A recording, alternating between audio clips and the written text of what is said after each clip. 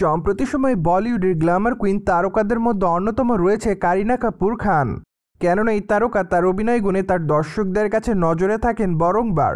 পাশাপাশি অবশ্য তার মার্কেটারি ফিগারের জন্যও তার দর্শকদের কাছেও লাইমলাইটে থাকেন সর্বদাই সুন্দরী তারকা।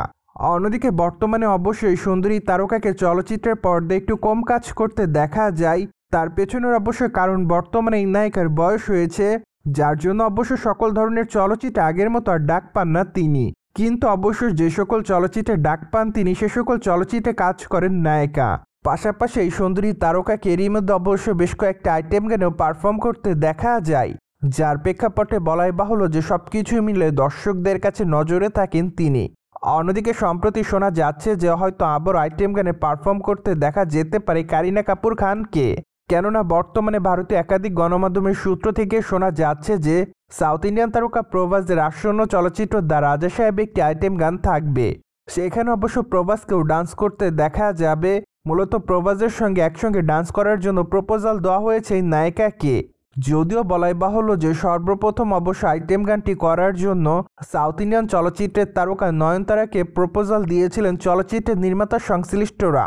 কিন্তু অবশ্য নায়িকা নয়নতারা চলচ্চিত্রে আইটেম গানে পারফর্ম করার বিষয়টি না বলে দেয়, কেননা আপাতত তার শিডিউল জটিলতা রয়েছে বলে দাবি করেছেন এই সুন্দরী তারকা। ঠিক এরপরই অবশ্য দ্য রাজা সাহেব চলচ্চিত্রের নির্মাতা সংশ্লিষ্টরা বলিউডের নায়িকা কারিনা কাপুরের সঙ্গে যোগাযোগ করেন। এমনকি মোটা অঙ্কের বিনিময়ে তাকে অবশ্য প্রপোজাল দেওয়া হয়েছে। কিন্তু দুঃখের বিষয় যে এখনও কারিনা কাপুর তার মতামত প্রকাশ করেনি। তাই তো আপাতত এই বিষয়টি জানার জন্য অপেক্ষাতে রয়েছে তার সকল দর্শকরা। যদি দ্য রাজা সাহেব চলচ্চিত্রে আইটেম গানে পারফর্ম করার জন্য রাজি হন এই তারকা, তাহলে অবশ্য বলাই বাহুল্য যে প্রভাসের সঙ্গে এট দ্য ফার্স্ট টাইম কোমর দোলাতে দেখা যাবে তাকে।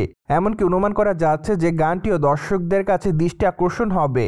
যাই হোক, এখন শুধুমাত্র অপেক্ষার পালা, কেননা দেখা যাক অবশেষে আইটেম গানটিতে কোন তারকা পারফর্ম করে।